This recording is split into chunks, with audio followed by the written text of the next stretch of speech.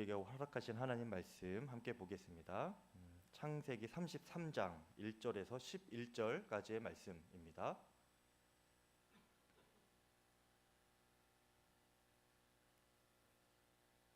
창세기 33장 1절에서 20절까지 말씀인데요. 저희가 교독은 1절에서 11절까지만 하겠습니다.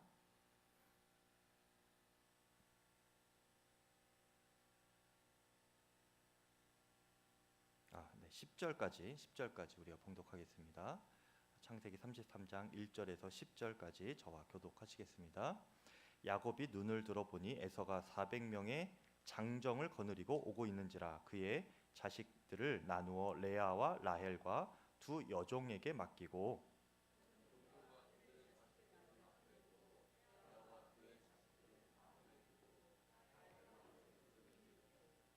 자기는 그들 앞에서 나아가되 몸을 7번 땅에 굽히며 그의 형 에서에게 가까이 가니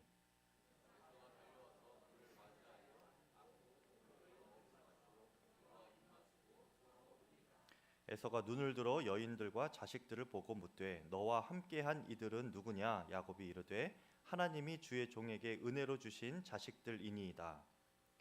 여종들이 그의 자식들과 더불어 나와 절하고 레아와 그의 자식들과 더불어 나와 절하고 그 후에 요셉이 라헬과 더불어 나와 절하니 내가 만난 바 이 모든 때는 무슨 까닭이냐? 야곱이 이르되 내 주께 은혜를 입으려 함이니이다. 에서가 이르되 내 동생아 내게 있는 것이 족하니 내 소유는 내게 두라. 야곱이 이르되 그렇지 아니하니이다. 내가 형님의 눈앞에서 은혜를 입었사오면 청하건대 내 손에서 이 예물을 받으소서. 내가 형님의 얼굴을 배운즉 하나님의 얼굴을 본 것 같사오며 형님도 나를 기뻐하심이니이다. 아멘. 자, 하나님의 말씀입니다.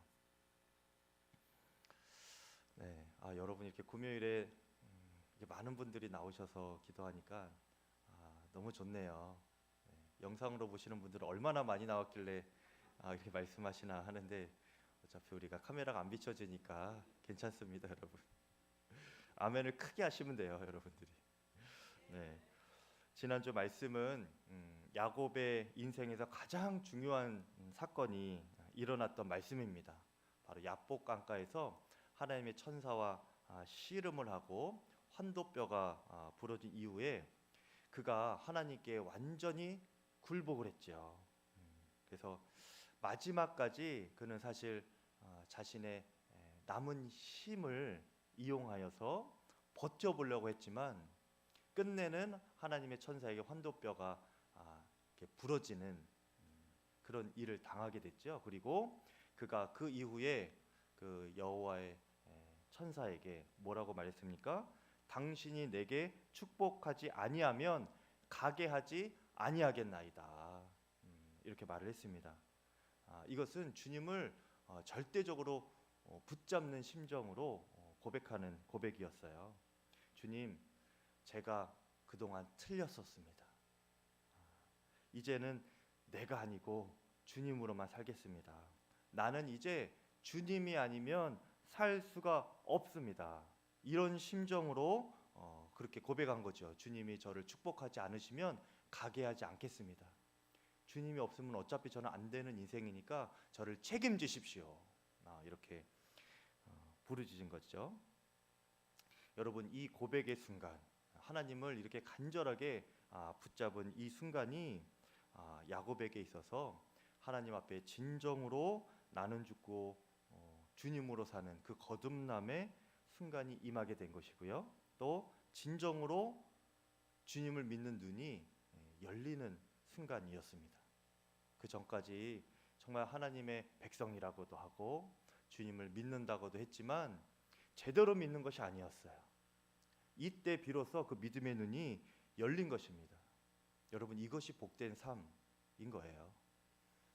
우리도 우리 자신의 믿음을 항상 점검해 봐야 합니다. 내가 믿는다고 하는데 내 믿음이 진짜인가? 내가 진짜 복받을 믿음이 있는가? 주님께서 나에게 이미 은혜를 주셨는데 모든 하늘의 신령한 은혜와 복을 나에게 이미 주셨는데 내가 그것을 다 받아 들일 수 있는 그 믿음의 그릇이 진정으로 있는가 보아야 합니다.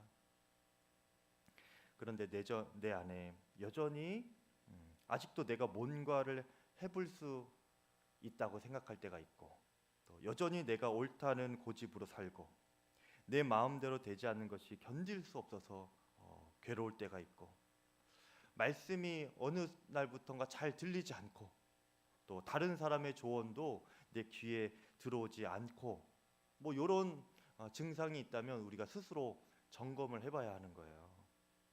아직도 내 속에 내 자아가 가득 차 있구나. 내 믿음의 그릇에 다른 것이 아니고 내 자아가 이렇게 가득 차 있는 것이구나. 이것을 깨달아야 합니다. 여러분, 자아가 가득 찬 믿음의 그릇에는 하나님의 복이 이렇게 쏟아부어져도, 은혜가 쏟아부어져도 그냥 그대로 밖으로 흐르게 돼요. 왜냐하면 이미 가득 찬 것이 있기 때문에. 다행히도 야곱은 결국은 주님께 항복했고요.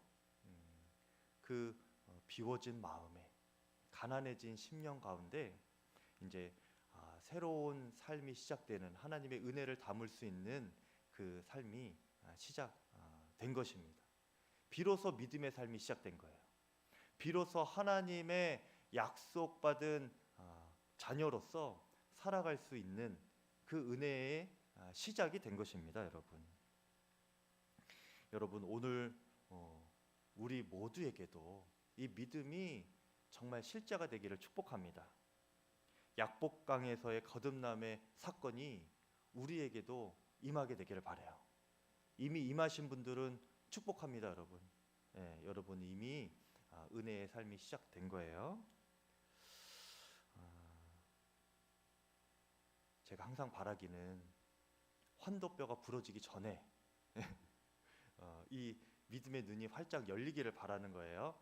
환도뼈가 부러지기 전에 내 마음 안에, 믿음의 그릇 안에 내 자아가 다 사라질 수 있기를 축복합니다.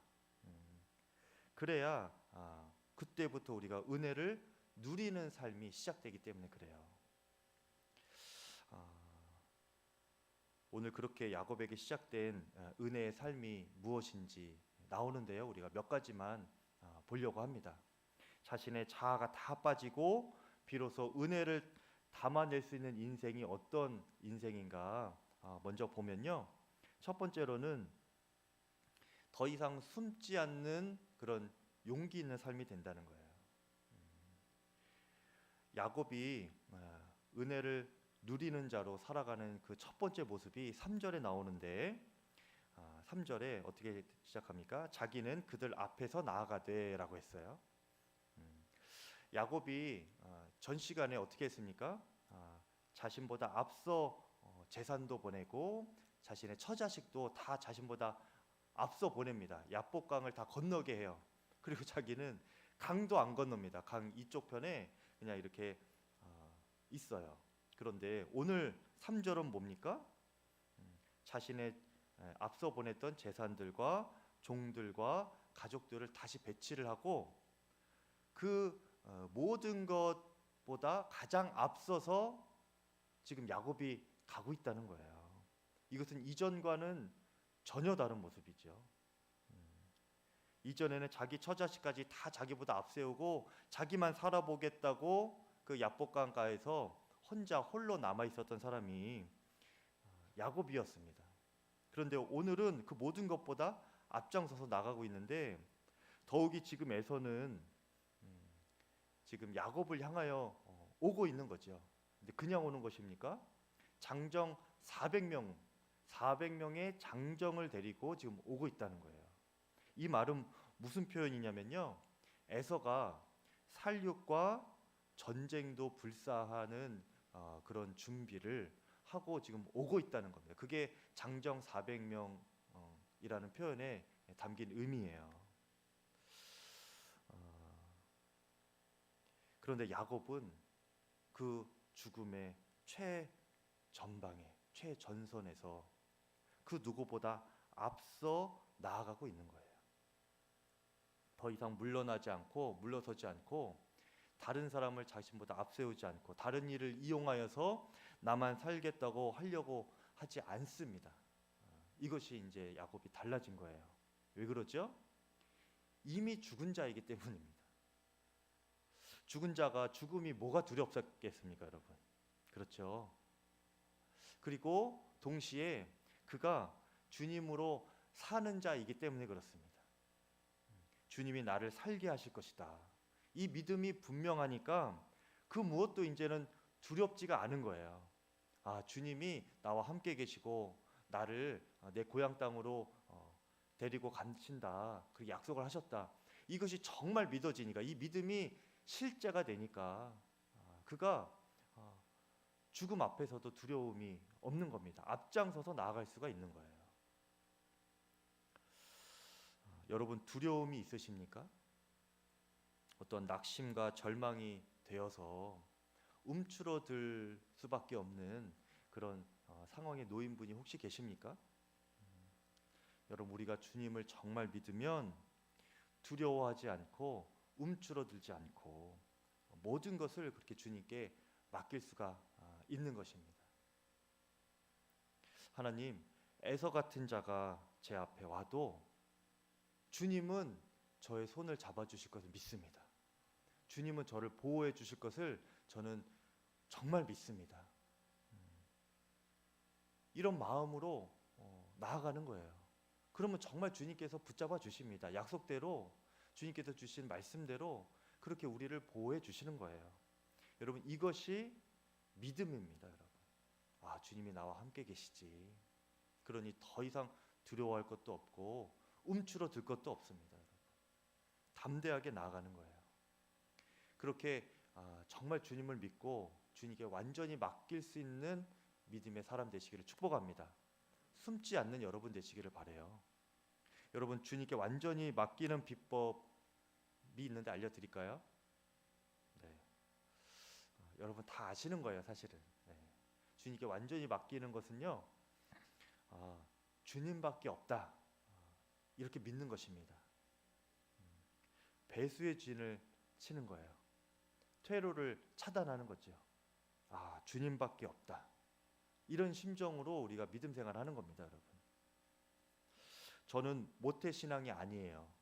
그리고 저희 부모님도 그렇게 믿음이 깊으신 분들이 아닙니다. 믿으신 지 얼마 안 되셨어요. 그래서 가끔 이제 부모님이 잘 믿으시거나 또 어릴 때부터 그렇게 모태 신앙으로 자란 친구들을 뭐 이렇게 옆에 분들을 보면 또 그런 목회자 가정들을 보면 참 부러웠어요. 몇 대째 목사님 가정에서 또 이렇게 목사를 하고 계신 분들도 계시고 또 뭐 이렇게 정말 신앙으로 몇 대째 이어오는 그런 뭐 장로님, 권사님 계속 그런 가정에서 자란 분들이 또 목회하는 것을 보면은 참 잘하기도 하고 부럽기도 합니다. 목회적인 영역에서 특히 그렇게 신앙적인 가르침과 목회적인 배움을 받으면서 나도 그렇게 자랐으면 얼마나 좋았을까 하는 생각이 들 때가 있어요. 왜냐하면 제가 목회를 하면서 이렇게 좀 배워가면서 저 자신이 한계를 느낄 때가 있거든요. 또 나도 이렇게 좀 누군가 기도를 해줬으면 좋겠다 할 때가 있거든요. 그런데 주위의 친구들이나 아니면 동기 목사님들, 뭐 전도사님들 보면은 그렇게 부러운 겁니다. 저분은 저렇게 부모님이 든든하게 기도를 해주시는구나. 그런데 제가 이제 목회를 더 이렇게 좀 하다 보니까 뭐 이런저런 일을 다 이게 좀 지나가고 뭐 이렇게 한 해 한 해 목회 연수가 지나가다 보니까 저에게도 저 같은 사람에게도 한 가지 유익이 있더라고요. 좋은 점이 있는데 무엇이냐면 하나님만 붙잡고 사는 것이 무엇인가, 하나님만 붙잡고 목회하는 것이 무엇인가, 이런 그 영역에 대한 영적인 감각이 발달하게 된다는 겁니다. 남들보다 조금 더 발달하게 되는 것 같아요. 목회에 있어서 그냥 자동적으로 배수의 진이 쳐지는 거죠. 어차피 제가 뭐 의지할 게 뭐가 있습니까? 목회에 있어서 주님밖에 저는 붙잡을 게 없는 거예요. 그러니까 정말 주님께만 기도하게 되고 주님께서 일하셔야 된다는 그런 갈급함, 간절함을 가지고 그렇게 이렇게 목회를 해나가는 겁니다.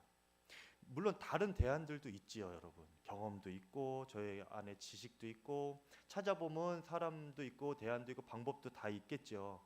그것을 잘 활용할 수도 있습니다. 그런데요, 여러분, 가면 갈수록 그 어느 것보다 하나님만이 나의 도움이시구나. 이것이 믿어지게 돼요, 여러분. 하나님만이 나의 대안이시고 하나님만이 나의 방법이시고 능력이심을 그렇게 붙잡으면 붙잡을수록 제 안에 마음이 더 담대해지고 당당해집니다. 사람 눈치 볼 것도 없어요. 그냥 주님 안에서 주님 앞에서 살아가고 그렇게 목회를 하면 되는 거예요. 그런데 여러분, 하나님 외에 다른 어떤 대안이나 가능성을 더 붙잡게 되면요, 그러면 그럴수록 뭔가가 더 안정이 되고 이렇게 만족이 돼야 되는데 더 위축이 되더라고요. 예, 더 불안하고 그리고 사람 눈치를 보게 됩니다. 예, 할 말도 제대로 못하고. 여러분, 나에게는 하나님밖에 없다. 여러분도 이 믿음으로 사는 영적인 감각이 민감해지시기를 축복합니다. 하나님은 그래서 우리를 계속 하나님만 의지하며 붙잡는 그런 믿음의 사람이 되도록 그렇게 몰아가시는 거예요. 오늘 야곱도 그렇게 이끌어 가시는 것이죠. 제가 새벽 기도 때도 나누었는데요, 사람이 하나님께 쓰임 받는 데는 단계가 있더라고요. 보니까 처음에는 자기 힘으로 뭔가를 이렇게 하면서 하나님께 쓰임 받게 됩니다. 아무튼 열심히 하고 뭔가 이렇게 자기가 쌓여진 경험이 있고 또 많은 노하우가 있고 또 이렇게 사람들도 있고 아무튼 자기가 할 수 있는 모든 것을 동원해서 그렇게 자기 힘으로 하나님께 쓰임 받고자 할 때가 있어요. 굉장히 귀한 거죠. 열심히 하는 거죠. 그런데 어느 정도 이렇게 지나면요, 하나님께서 그 사람을 어떻게 빚어 가시는가, 또 어떤 사람으로 이렇게 만들어 가시는가, 하나님께서 그를 통하여 일하실 수 있는 그런 사람으로 만들어 가시더라고요. 네. 모세가 그랬죠, 여러분. 모세가 애굽에서 그가 어릴 때부터 이제 왕궁으로 이제 들어가게 되고 40년 동안 왕의 교육을 받습니다. 그가 왕의 지식을 전수받고 또 왕들이 배우게 되는 그 무예도 그 배우게 되죠. 40년 동안 그렇게 교육을 받아요. 그러니까 힘과 능력이 탁월해지죠. 그러던 어느 날 자신에게 자신의 동족 히브리 민족을 구원하기 위한 사명을 그가 느끼게 됩니다. 그런데 어느 날 보니까 저기 바깥에서 히브리 노예가 애굽 사람에게 이렇게 핍박을 당하고 있는 거예요. 그래서 그가 또 사명감에 불타서 또 그 사람을 도와주게 되죠. 그러다가 이집트 사람을 죽이게까지 됩니다. 그 정도로 힘이 셌던 사람인 거예요. 싸움을 그 정도로 잘했던, 잘 배웠던 모세인 거죠. 그는 그렇게 쓰임을 받았던 겁니다. 자기 힘으로, 자기의 능력으로. 근데 그러다가 어떻게 됩니까? 그가 이제 도망자 신세가 되죠. 그리고 광야에서 또 40년을 보내게 됩니다. 그때 하나님은 모세에게 나타나셔서 너의 신을 벗으라 이렇게 말씀하십니다. 그러면서 만나 주시는데 여러분, 신이라는 것은, 신발이라는 것은 고대 근동에서는 그 또 이렇게 광야 생활을 하는 사람들에게는 정말 필수품입니다. 가장 필요한 도구가 바로 신발이에요. 그리고 또 이 신이라는 것이 의미가 있는 것인데 그 사람의 정체성을 의미하는 것입니다. 신을 벗으라라고 하는 것은 그래서 너의 힘을 빼고 너의 정체성을 빼고 오직 주님만 의지하는 종이 되어라 이렇게 말씀하시는 것이죠. 광야에서 하나님이 모세를 그렇게 연단하신 겁니다. 40년 동안 그에게 있는 힘과 능력을 다 빼시는 거예요. 그냥 사라지게 만드는 것이 아니라 그에게는 40년 동안 왕궁에서 배웠던 힘과 능력이 있죠. 노하우가 있죠. 근데 그것을 주님 앞에서 주장하지 못하게 하시는 겁니다. 그것이 바로 온유함이라는 거예요. 온유함. 내가 힘과 능력이 있지만 하나님 앞에서는 그것을 주장하지 않는 것. 하나님의 말씀에 절대적으로 순종하면서 쓰임받는 그런 성품이 바로 온유함입니다. 아무런 약해 빠지고 뭐 정말 힘이 없어서 그냥 나약한 모습, 그것이 온유함이 아니고요. 힘이 있지만 그것을 하나님 앞에서 주장하지 않는 것. 하나님이 쓰시기에 너무나 편한 그런 통로가 되는 것이 바로 온유한 성품인 거예요. 모세가 그렇게 된 것이죠. 여러분, 우리는 굳이 모세처럼 광야 40년을 지날 필요가 없습니다. 여러분, 제가 항상 말씀드리죠. 그러기 전에 여러분 온유하시기를 바랍니다. 이미 죽은 사람은 하나님만 의지하며 하나님께 항복하면서 온유함으로 쓰임받게 돼요. 그렇게 여러분 은혜를 누리시면서 살아가실 수 있기를, 또 쓰임받으시기를 축복합니다. 네. 은혜의 삶 두 번째는요, 화해가 일어나는 삶이라는 겁니다. 야곱이 그렇게 하나님을 의지하는 믿음으로 앞서 나아가는데요. 그런데 그 모습이 어떤 모습이었을까요, 여러분? 지금 환도뼈가 위골된 상태예요. 부러진 상태예요. 그러니까 서 있기도 힘들고 걷기는 말할 수 없이 어려운 상황입니다. 그러니까 정말 너무나 힘든 모습으로 쩔뚝쩔뚝거리면서 그냥 겨우겨우 나아가는 모습인 겁니다, 여러분. 33장 3절에 그 쩔뚝거리는 모습으로 에서 형에게 어떻게 나아갔는가? 몸을 7번 땅에 굽히며 그의 형 에서에게 가까이 가니라고 했습니다.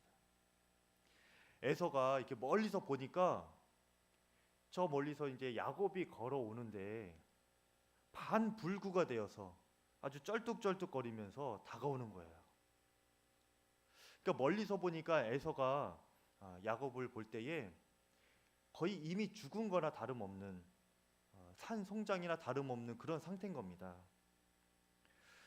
이것이 에서에게는 더없이 좋은 기회이죠. 에서가 지금 야곱을 죽이겠다고 지금 장정 400명 데리고 왔는데 에서가 꾀도 못 쓰고 이제 도망가지도 못하고 그냥 어쩔 수 없이 그냥 자기 앞에 잡히게 된 그런 모습 아닙니까? 손쉽게 복수를 할 수 있는 지금 그런 상황인 거예요. 어쩌면 야곱도 이제 죽음을 정말 각오하고 그렇게 에서 형에게 나아갔을지도 모릅니다. 나는 이제 더 이상 어떻게 할 수 없다. 그런데 막상 벌어진 일은 예상한 것과는 정반대였습니다. 에서의 마음에 저렇게 쩔뚝쩔뚝거리면서 또 오면서 계속 절을 하는 겁니다. 또 한 번 절하고 또 나아가면서 또 절하고 또 쩔뚝쩔뚝 거리면서 나아가면서 또 절하고, 그 모습을 보는 에서의 마음이 더 힘든 거예요. 이제는 그냥 절하지 말지, 그냥 오지, 저렇게 그냥 힘든 몸으로 왜 저렇게 지금 절까지 하면서 오나. 야곱의 모습이 참 불쌍해 보이는 거예요, 여러분. 어떻게 보였다고요? 불쌍해 보이는 겁니다. 더 이상 잔꾀로 자신을 속이며 얄밉게 굴던 그런 동생이 아닌 거예요. 그런 동생으로 안 보이는 겁니다. 그렇게 다 죽어가는 야곱을 이 에서가 보면서 참 그 전에 무슨 일이 있었던지 간에 지금 그 모습을 보니까 참 무조건 용서해야겠구나, 내가 좀 보살펴 줘야 되겠구나, 이 마음이 일어나는 것입니다. 그래서 에서가 그 원래는 야곱을 다 야곱과 그 무리들을 다 잡아 죽이려고 함께 데려갔던 그 400명의 장정들을 뒤로 하고 그들보다 앞서가 가지고 달려가서 동생을 끌어 안습니다. 우리 둘이 부둥켜 안고 울지요. 여러분, 이런 극적인 화해가 어떻게 가능하게 된 걸까요? 간단합니다, 여러분. 주님이 하신 것이죠. 주님의 은혜입니다. 이것이 은혜 받은 자가 누리는 삶인 거예요. 은혜를 누리는 인생은 그 관계마다 화해가 일어납니다. 관계 회복이 일어나요. 여러분의 삶에도 이렇게 극적인 화해들이 일어날 수 있기를 축복합니다. 여기에도 비결이 있습니다, 여러분. 알려드릴까요? 여러분 다 아는 거예요. 제가 이미 말씀드린 건데 불쌍히 여김을 받는 것입니다. 이것이 비결이에요. 불쌍히 여김을 받는 것.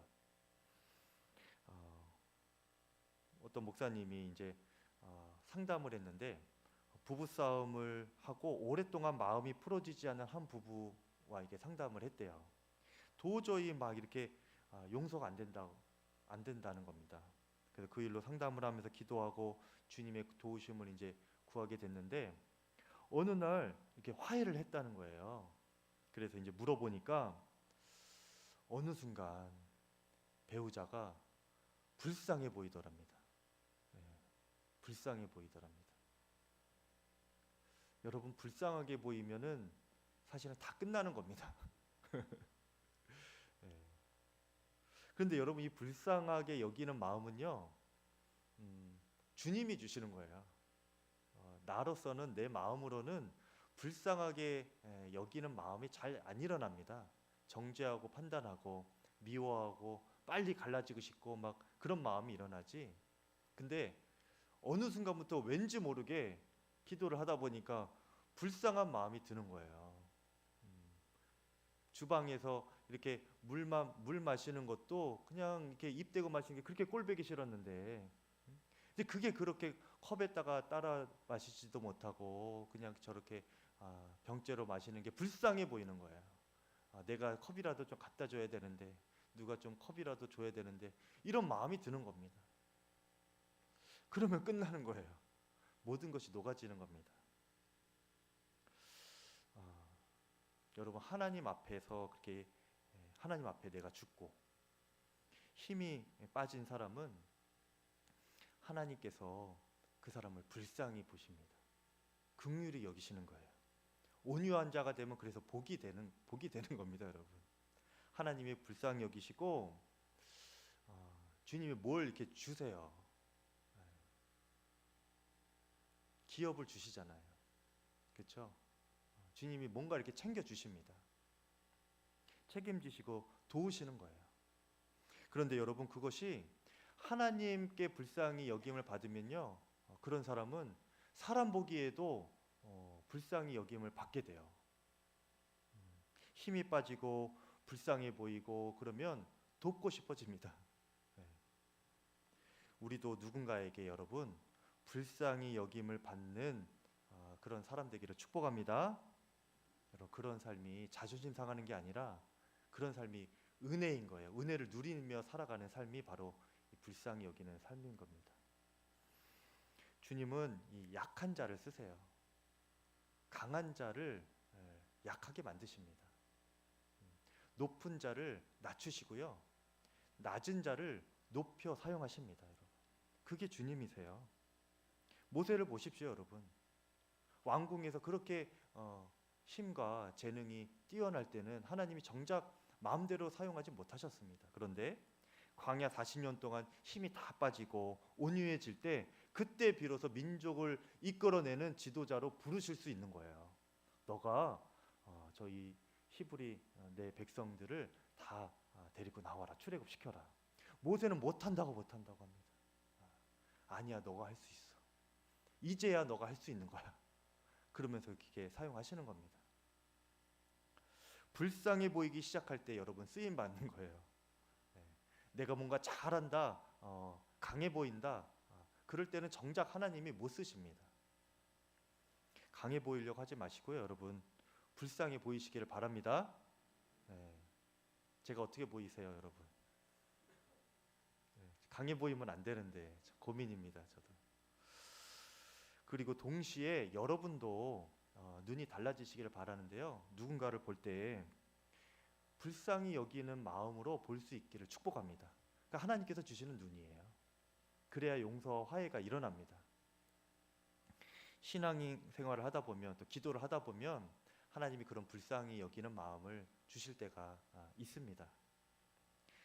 꼭 맞는 건 아니지만 여러분, 예를 들어 직분을 기준으로 이렇게 제가 설명을 드리면요, 초신자 때는 이게 그냥 관심만 받고 싶은 그런 단계예요. 또 그렇게 해야 신앙이 자라나는 단계이고, 그것이 이제 초신자입니다. 사람들, 성도님들의 사랑을 받고 관심을 받으면서 믿음이 자라나는 것이죠. 근데 이제 좀 지나서 집사님이 되면 어떻게 되느냐? 그렇게 사랑을 받고 하나님의 은혜도 이렇게 받고 해서 그것을 깨닫게 되면, 이제 그것은 이제 내가 받기만 하는 것이 아니라 이것을 내가 좀 보답을 해야겠다 하는 마음으로 나도 교회를 위하여서 뭔가를 하고 싶어져요. 그게 집사인 겁니다. 내가 하나님을 위하여 뭔가를 하고 싶고 교회를 위하여서 뭔가를 일을 하고 싶은 겁니다. 그것이 이제 집사의 믿음이고요, 단계이고요. 그렇게 하고 나면 이제 그 다음에 뭡니까? 권사님이죠, 권사님. 이 권사님들은 그런 집사님들을 이렇게 목양을 하는 겁니다. 이렇게 그 집사님들이 일을 잘하시도록, 또 이렇게 일하시다가 지치지 아니하도록, 또 그렇게 일하다가 시험에 들면 이렇게 목양을 해주시는 거예요. 그러려면 이제 마음을 살펴주고, 그렇게 격려도 해주고 기도도 해주고, 그렇게 영적으로 이끌어 주시는 분들이, 목양을 해주시는 분들이 바로 이 권사님들이죠. 심지어는 담임 목사까지 목양을 해주시는 분들이 바로 이 권사님들이에요. 권사님들은 담임 목사를 보면은 그렇게 불쌍한 눈으로 보는 겁니다. 왜냐? 본인도 이게 목양을 해보니까 이게 쉬운 일이 아니거든요.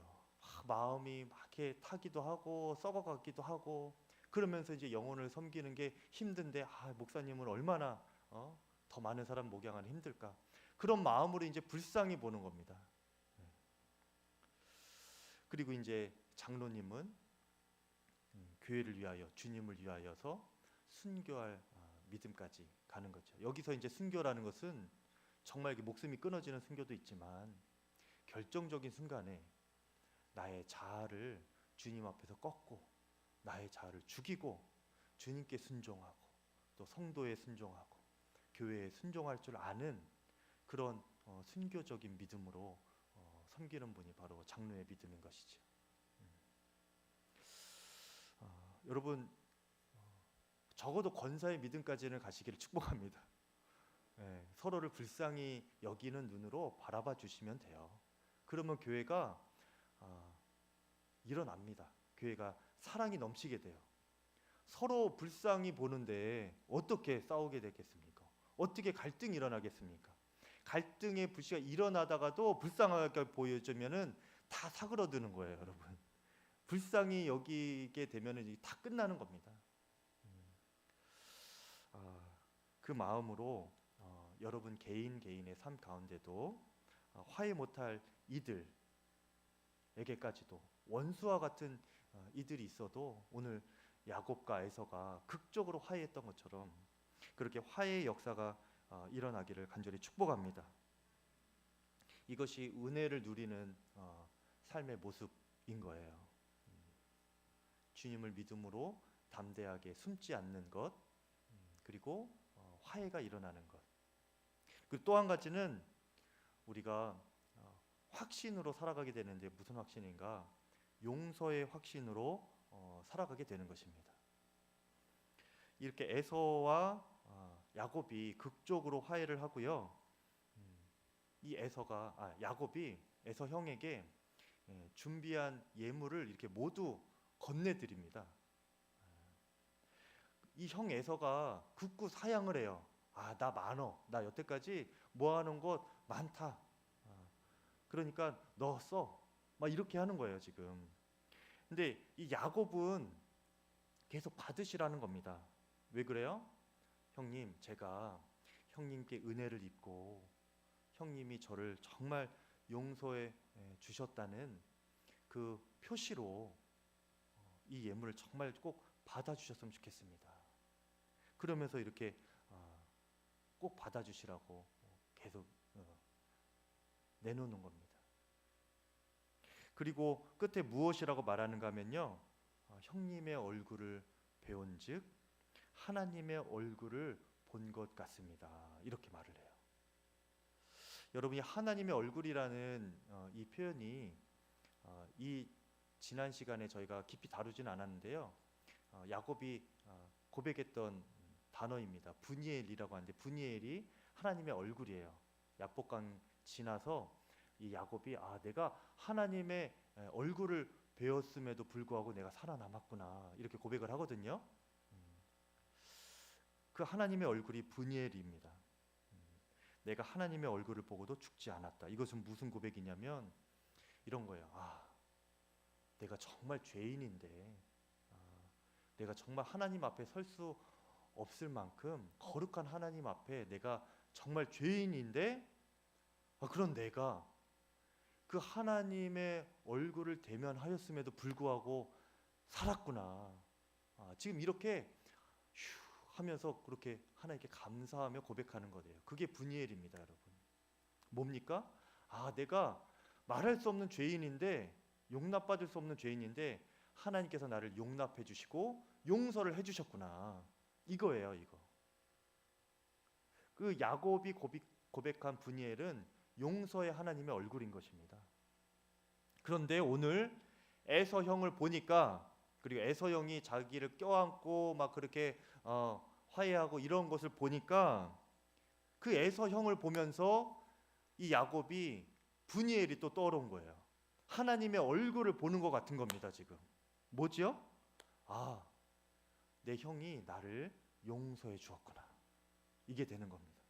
그게 형님의 얼굴을 배운즉 하나님의 얼굴을 뵙는 것 같습니다. 이렇게 말하는 거예요. 지금 10절을 우리가 한번 같이 읽어볼까요? 10절 시작. 야곱이 이르되 그렇지 아니하니이다. 내가 형님의 눈앞에서 은혜를 입었사오면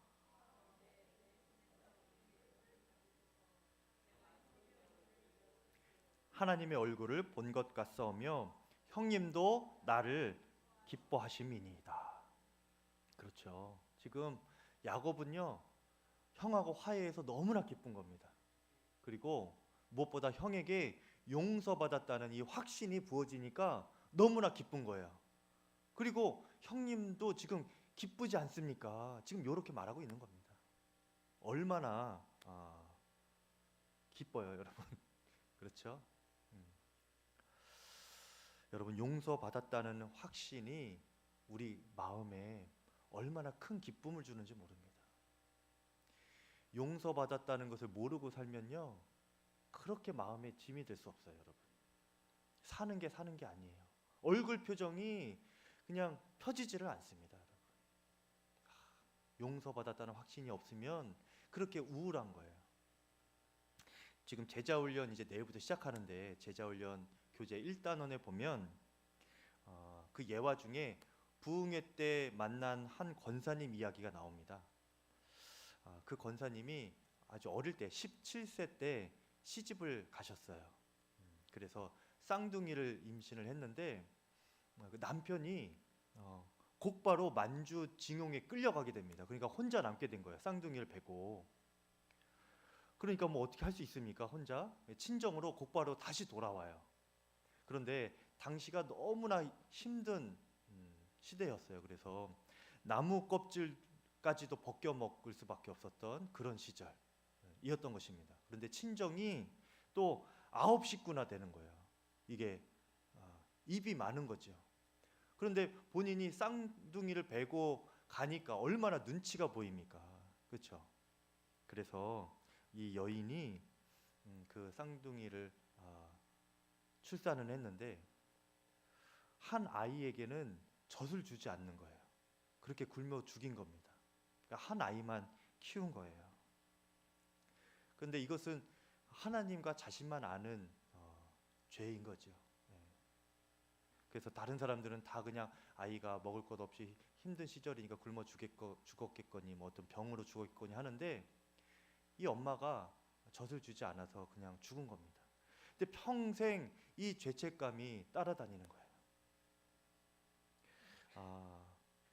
교회 권사가 되고 하나님을 믿고 예수님을 믿고 속지 않은 마음으로 평생을 살아갔다고 합니다. 그래서 교회 안에서도 일부러 힘든 일은 자기가 도맡아서 하는 거예요. 속지 않은 심정으로 살려고. 그렇게 열심히 하고 헌금도 많이 내고 예배도 빠짐없이 하고 그냥 교회에 굳은 일을 본인이 다 그냥 도맡아서 하면서 그렇게 열심히 신앙생활을 했지만 기쁨은 없었던 거예요. 항상 우울하고 표정이 어둡고 그런데 교회 어디 보이기만 하면 다 그렇게 일을 하고 있는 거예요. 이 권사님이 참 신기하죠. 근데 얼굴에 기쁨은 없어. 네. 이제 그 부흥회 때 이제 많은 성도들이 은혜를 받고 그분도 은혜를 받았나 봐요. 그래서 이제 강사 목사님한테 상담을 요청하고 제가 여태까지 이러이러했습니다. 열심히 하고 정말 주님을 믿는데 그래서 신앙생활 제가 굳은 일 열심히 하고 하는데 기쁨이 없습니다. 죽겠습니다. 그때 이제 강사 목사님이 그분에게 상담을 해주시면서 예수님의 십자가 은혜를 정말 믿으시냐? 예수님의 십자가 은혜로 권사님의 죄는 이미 용서를 받았습니다. 권사님이 회개하고 주 예수 그리스도를 마음에 영접하는 순간 권사님의 모든 죄가 이미 예수님 안에서 해결이 되고 용서를 받았습니다. 하나님은 여전히 권사님을 사랑하십니다. 권사님은 용서받으신 분입니다. 그렇게 말씀을 해드리고 기도를 해주셨대요. 그러니까 이 권사님은 이 자식 죽인 어미도 사랑하신다는 그 십자가 복음이 너무나 감사한 겁니다. 깨달아지고 너무나 감사해서 통곡을 했다고 해요. 통곡을. 그 자리에 그냥 엉엉 울면서.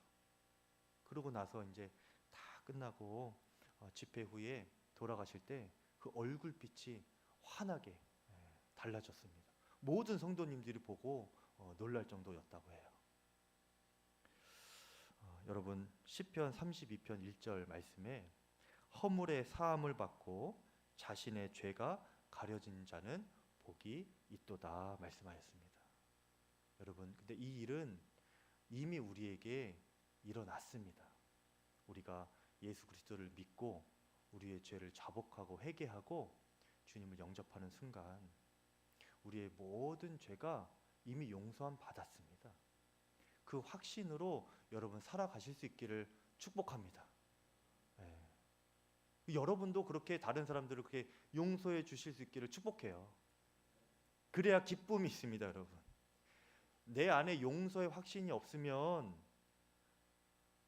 믿어도 믿는 것이 아니에요. 열심히 해도 표정이 어두워지고 그냥 마음이 눌리고 기쁨이 없는 겁니다. 구원이 취소되는 건 아닌데 이제 구원받은 삶이 기쁘지가 않아요. 은혜는 이미 다 받았는데 그냥 그걸 누리면 되는데 누리지를 못하는 겁니다. 용서받았다는 확신이 없으니까. 근데 여러분 오늘 여러분 결론을 내시기를 바랍니다. 나는 용서받은 사람이다. 한번 따라해 보세요. 나는 용서받은 사람이다. 나는 용서받은 사람이다. 네, 아멘이시죠, 여러분? 네. 이것이 우리에게 기쁨을 주는 겁니다. 그 확신으로 여러분 이미 은혜 받은 자로서의 삶을 여러분 충만하게 살아가실 수 있기를 축복합니다. 그리고 나도 그 용서받음으로 다른 사람을 용서해 주십시오. 그리고 하나님께 그렇게 회개하고 용서받았잖아요. 그리고 그러면 다른 사람에게도 용서를 구하십시오, 여러분. 그리고 그 사람하고도 또 그런 관계 가운데서도 여러분 해결함을 보실 수 있기를 바랍니다. 그래야 나에게 기쁨이 찾아와요. 만일 내가 용서를 구했는데 그 사람이 나의 용서 구하는 것을 받지를 않았어요. 그런데 그래도 여러분 괜찮습니다. 내가 상대방에게 용서를 구했으면 그거는 이제 그 사람 몫이 되는 겁니다. 그리고 주님의 몫이 되는 거예요. 주님이 그 사람의 마음을 변화시켜서 용서를 이렇게 수용하게 하시든 어떻게 하시든 주님이 일하실 것입니다. 적어도 내 자신이 용서받지 못한 불확실로 그런 불행으로 살지는 않게 돼요, 여러분. 여러분 꼭 기억하십시오. 하나님께도 회개함으로 용서의 확신을 얻으며 사시고 사람에게도 용서의 확신으로 사실 수 있기를 간절히 축복합니다. 네.